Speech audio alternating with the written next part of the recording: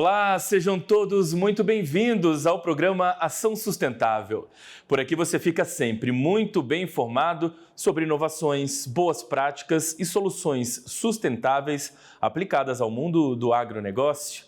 E na edição de hoje você vai conhecer o trabalho desenvolvido pelo Imaflora, o Instituto de Manejo e Certificação Florestal e Agrícola, que completou agora, em 2025, 30 anos de história, com atuação nacional e internacional.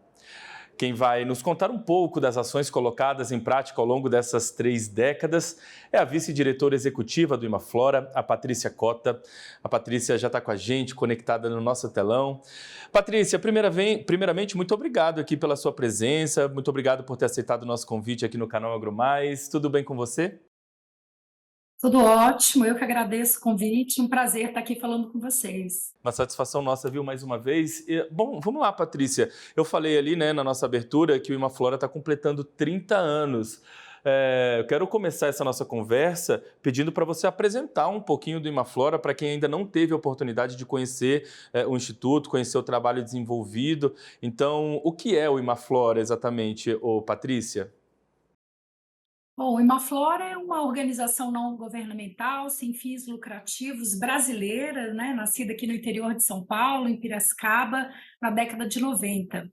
E para conhecer um pouco do que o Imaflora faz, eu acho que seria interessante contar um pouco da história de criação e depois eu dou uma atualizada do que a gente anda fazendo por agora, né? Mas no período de criação do Imaflora foi um período bem emblemático no Brasil, porque a gente tinha as taxas de desmatamento, principalmente a Amazônia, aumentando a níveis nunca antes vistos, a Europa e os Estados Unidos propondo como alternativa para a manutenção da Amazônia de pé o boicote a produtos brasileiros, principalmente carne e madeira. E aí um grupo de pesquisadores vinham discutindo que essa era a pior forma de você manter a Amazônia de pé, manter a floresta em pé, né? Se você quisesse conservar, você teria que gerar valor à floresta em pé. Em que então a gente deveria trabalhar para criar normas e critérios de boas práticas de produção para que a partir daí a gente pudesse separar o joio do trigo, ou seja, as empresas e produtores que fizessem bem feito seriam reconhecidos por isso através de um selo, e as empresas que não, elas poderiam perder mercados e oportunidades por causa disso. E o boicote decididamente não era a melhor opção. E aí o Imaflora nasce nesse período, no mesmo período que o Brasil também sediava a Rio 92. Naquele período, a gente vinha ampliando o entendimento do conceito de sustentabilidade, né, para que incorporasse o tripé que hoje é tão conhecido, né, a conservação, a sustentabilidade, a viabilidade econômica e o respeito às questões sociais. Então, foi um momento bem emblemático. E aí, quando se criam essas normas e essas regras, que hoje são regras e sistemas conhecidos internacionalmente, como é o caso do FSC, né, o Forest Stewardship Council, o as pessoas que estão nos ouvindo devem com certeza conhecer esse selinho que eles veem nos papéis certificados aí quando fazem compra. Então a gente tem aí um selinho que identifica que aquele papel provém de boas práticas de manejo. Naquele momento era tudo muito novo, era um sistema global sendo criado, e aí o Imaflora surge nesse período para justamente tropicalizar a implementação dessas normas que estavam sendo construídas a nível global. Inclusive, os fundadores do Imaflora estavam envolvidos nessa discussão de quais seriam essas regras técnicas que diferenciariam as produções feitas com boas práticas, né? E aí a gente cria o Imaflora para fazer as primeiras certificações no Brasil. E hoje, para alguns setores, a gente já sabe que a certificação é o mainstream, né? Por exemplo, quando a gente fala de papel e celulose, que estava inclusive no nosso evento de 30 anos lá, dialogando com a gente, é um setor que praticamente, talvez mais de 80% é certificado hoje. Então, a Imaflora nasce para isso, para mostrar que é possível produzir e conservar, gerando benefícios para as pessoas envolvidas na produção. E de lá para cá, o Imaflora foi aprofundando as formas de atuação, né? A gente começa muito com um olhar sobre a certificação. A certificação era um instrumento internacional muito novo, E aí, naquela época, Felipe, a gente começou a fazer algo bem interessante que hoje constitui o DNA do Imaflora, que é fazer consultas à sociedade civil, aos diferentes atores sobre a certificação, sobre essas normas. E aí, eu acho que é um diferencial que o Imaflora tem hoje em dia, é um poder de convocatória para o diálogo de diferentes atores, academia, sociedade civil, empresas. Então, eu acho que isso está muito no DNA da organização. Bom, então o Instituto ele nasce de fato então com esse foco em certificações, mas dentro da sua própria história ele vem com uma atuação mais ampla, vem num processo de evolução, né? Hoje, na sua visão, Patrícia, o que torna então o Imaflora uma organização singular? Na sua avaliação, qual é o diferencial do Imaflora? Você tem razão, Felipe. Durante um tempo, a certificação foi o principal instrumento que o Imaflora trabalhou. Então, o que a gente fazia? As auditorias em campo, checavam as propriedades, as grandes empresas, verificava se as práticas estavam sendo realizadas conforme essa norma global e se a empresa estava adequada, ela recebia uma chancela, um selo que permitia o consumidor, ao comprar um produto, identificar as empresas que estavam seguindo essas boas práticas de produção. Com o tempo, a gente foi percebendo que isso sozinho não ia dar conta do desafio que a gente tinha, né? Então, a gente começa muito focado no setor florestal, depois a gente começa a ampliar para o setor agrícola, e depois a gente amplia para apoiar o setor empresarial, porque a gente entende, acho que uma das características nossas é trabalhar com o setor empresarial, porque a gente entende que a mudança só vai acontecer de fato no campo, no chão, se a gente tiver um compromisso e envolvimento sério do setor empresarial. Então, a gente desenvolveu o que a gente hoje chama da nossa área ESG, que apoia grandes empresas ou médias e pequenas nessas ações, desde assessorias, treinamento, criação de normas de boas práticas, verificação de cálculos de emissão, carbono. Então, a gente foi ampliando à medida que a gente foi vendo que aquele instrumento, embora muito eficiente, ele não daria conta de todos os desafios, né? E eu acho que esse evento que a gente fez agora celebrando os 30 anos do Imaflora, ele mostra muito desse nosso DNA. Ele foi um evento, eu não sei se eu já posso entrar nele, Felipe, porque que Pode, eu por já favor. conto um pouco.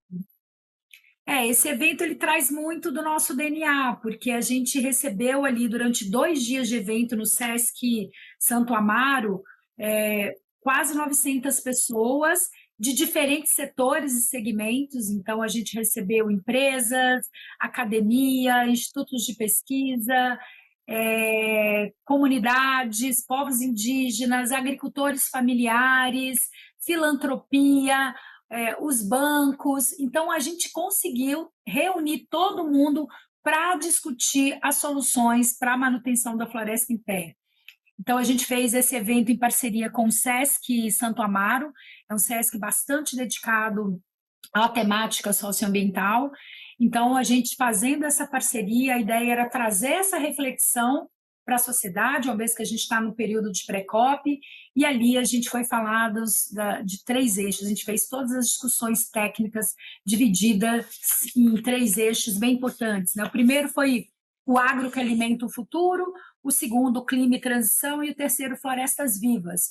E ali a gente teve diferentes mesas com nomes expressivos, fazendo uma reflexão sobre o passado, até onde chegamos nessas últimas 3 décadas, fazendo um paralelo, né, com o aniversário do Imaflora, né, que foi mais ou menos o período das grandes organizações socioambientais no Brasil, e olhando agora para o futuro, considerando a emergência climática que a gente tem, né, que é um fator novo aí, talvez a gente nunca teve um momento com tamanha emergência, o que a gente precisa fazer daqui para frente. Então, o evento reuniu debates de altíssimo nível, tudo isso misturado com cultura, arte. Então, a gente teve exposição de fotos, a gente teve uma pintura do artista Mundano. Então, foi incrível, foi muito bacana. Pois é, a gente está falando aqui sobre esse evento. Ele é o Aterra, né? Se eu não me engano, esse foi o nome dado a ele, e você está explicando um pouquinho aí para a gente sobre esses blocos temáticos. E, de fato, esse é um evento que gerou muita expectativa, né? E aí ele cumpriu, digamos assim, essa expectativa em relação ao movimento, à adesão das pessoas. Vocês tiram um saldo positivo desse evento? Sim, Felipe, a gente ficou bem surpreso, né, com a presença em massa dos atores chaves que estão no Brasil hoje discutindo o desenvolvimento sustentável e responsável, mesas de altíssimos debates, um debate de altíssimo nível. A gente teve um evento também aberto à participação da sociedade, né? Então, a gente teve mais de 900 pessoas visitando a exposição, participando do debate, né? Então, a gente tira esse evento como realmente um presente para comemorar os 30 anos de Imaflora, né? Bom, a gente ainda falando um pouquinho sobre desse evento, para explorá-lo, você estava falando ali para a gente sobre esses blocos temáticos, e um deles teve uma ligação, digamos assim, bem singular, particular, com o setor do agronegócio, com a cadeia agropecuária. Dentro desse bloco, digamos assim, que tipo de debates ou de assuntos vocês levaram para a pauta? Bom, a gente estruturou esse bloco do Agro que Alimenta o Futuro com três principais frentes, né? Então, primeiro a gente trabalhou os negócios em transição, onde a gente discutiu responsabilidade social e investimentos de impacto. Então, a gente teve uma mesa dedicada a isso. O outro, a expansão da pecuária sustentável, foi um outro bloco que a gente teve a dedicação, e o outro, a transição agroalimentar justa, né? E o interessante não só dessa trilha do agro, mas também a do clima e transição e floresta viva, né? Que após a gente ter destacado os principais avanços, a gente chegou, a gente fez uma mesa de encerramento, e que um ex-secretário executivo do Imaflora, ele trouxe uma reflexão, o Luiz Fernando Guedes, que eu achei muito interessante, que ele trouxe um pouco do resumo, né? Então, ele diz mais ou menos que a, a gente está num momento único, porque a gente tem dados, tem pesquisa, tem conhecimento para tomar decisão do que fazer daqui para frente, como a gente nunca teve na história do Brasil e do mundo, né? Então, a gente por ausência de dados nas últimas décadas, ou por dados pouco confiáveis, a gente acabava tomando decisão com muito pouca consistência, né? E que agora a gente está num outro momento em que a gente tem as informações, né, a tecnologia espacial, a gente tem dados, pesquisas e números, então que agora a gente tem a faca e o queijo na mão, porque a gente tem números confiáveis que permitem a gente tomar cada vez mais as decisões pautadas na realidade, né, nos números, projeções, a gente tem aí modelos que permitem a gente simular para onde a gente vai, dependendo das ações que forem tomadas aqui e agora. Então, que a gente tem a faca e o queijo na mão, né? Então, a gente precisa agora vontade política, responsabilidade de fazer a transição que é necessária e trabalhar com múltiplos atores. A gente teve também lá, Felipe, uma mesa bastante interessante em que a gente reuniu três grandes redes que trabalham com coletivos, o Coalizão Clima, Floresta e Agricultura, a gente teve o MAP Biomas, a gente teve o Origens Brasil, e ali o resumo da mesa era: para problemas complexos, a gente precisa de solução com multissetores, multiatores, para que a gente dê conta do tamanho do desafio. Patrícia, a gente tem ainda um bloco inteiro para conversar ainda sobre esse evento e também sobre as atividades realizadas pelo Imaflora, mas eu preciso chamar um rápido intervalo e aí eu volto com você para a gente continuar esse nosso bate-papo, tá bom? Eu volto já já com você. E aí, para você, eu peço para que fique aqui na nossa companhia, porque ainda temos muito para tratar sobre esse assunto. E reforço aqui um convite para rever esse programa e todos os programas da nossa grade, onde, quando quiser, basta acessar o nosso canal no YouTube, o AgroMais TV. A gente vai fazer então o nosso rápido intervalo. Voltamos já já.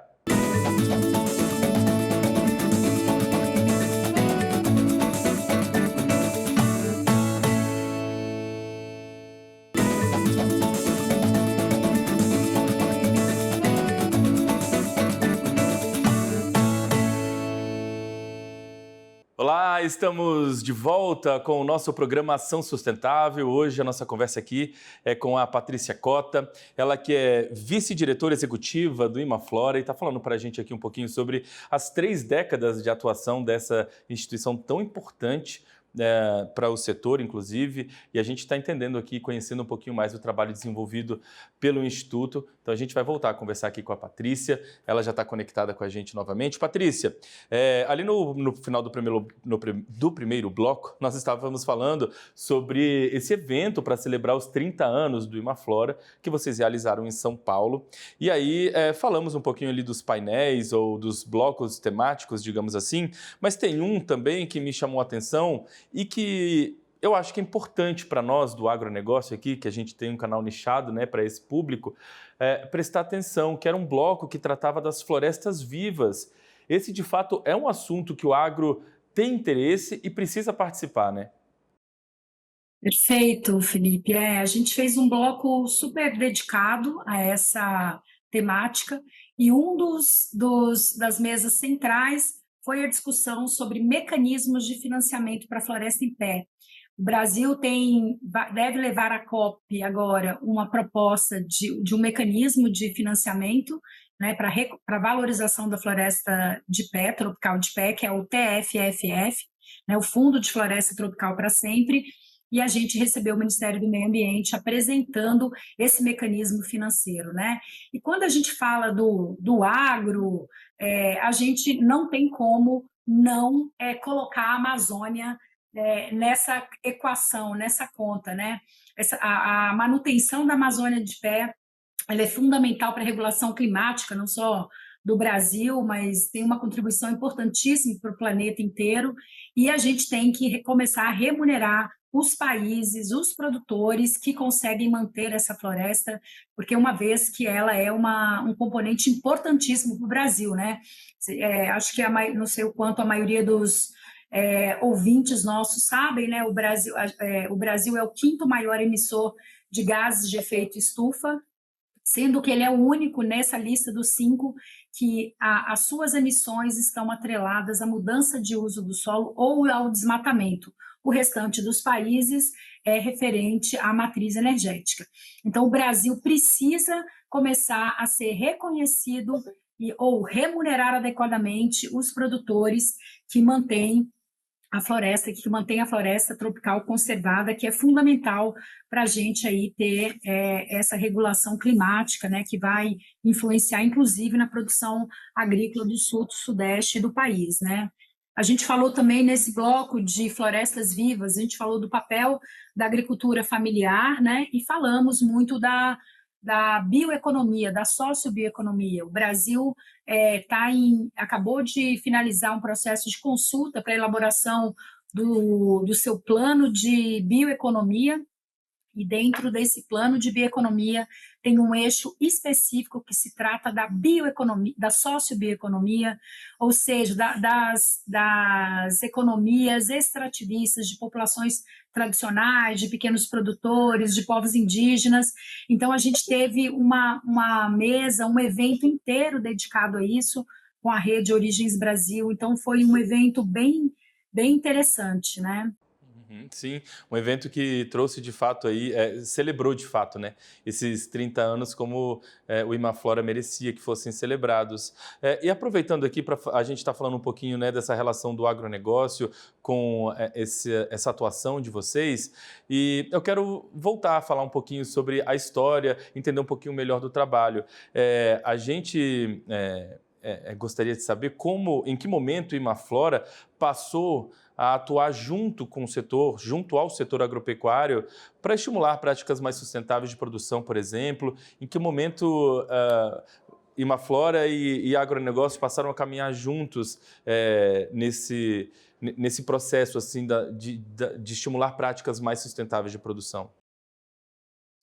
Olha, Felipe, eu acho que esse foi um processo bastante orgânico na nossa vida, né? A gente começou muito, como eu disse no primeiro bloco, pautado na certificação, entendendo que aquele era um instrumento que a gente usava muito para a área florestal. E a gente tinha a expectativa que na área, no agro, ia acontecer o mesmo movimento, né? Mas o que a gente viu que tinham cadeias produtivas que necessitavam de outros mecanismos, outras ferramentas que não a certificação, que funcionou muito bem na área florestal, né? Então a gente começa a trabalhar criando protocolos de boas práticas de produção, mas que não eram necessariamente certificação, protocolos de rastreabilidade dos produtos para garantir a originação desses produtos, assegurar que esses produtos não estavam atrelados às cadeias de desmatamento e questões sociais, né, de assegurar os benefícios sociais para os trabalhadores envolvidos. Hoje a gente tem todo um trabalho estruturado com due diligence social, né?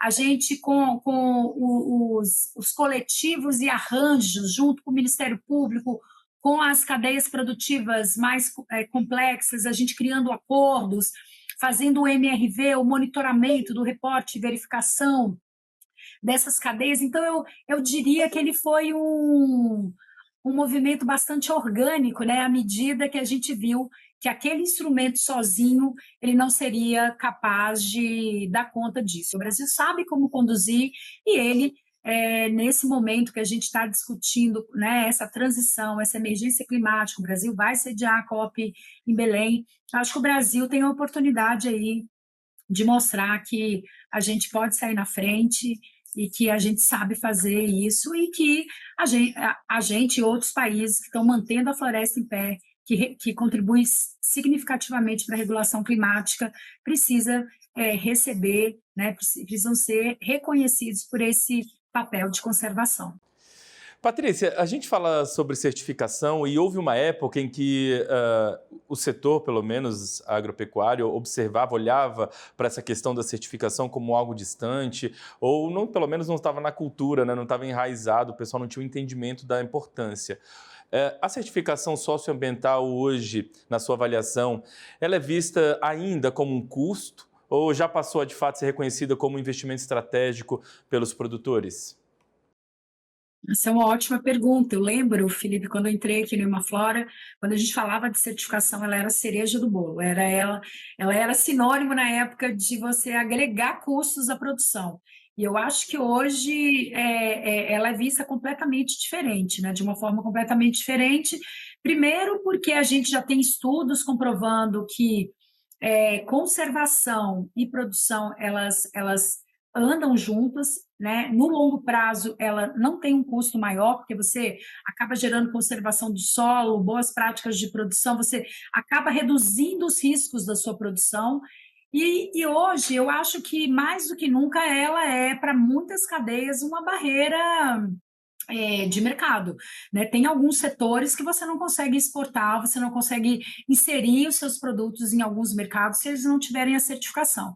A gente está acompanhando aí, né, as movimentações aí, a própria UDR da União Europeia aí fazendo, restringindo entrada de produtos brasileiros que não consigam comprovar que eles não estejam atrelados a desmatamento e ameaça aos direitos humanos. Então, eu acho que esse é um caminho sem volta.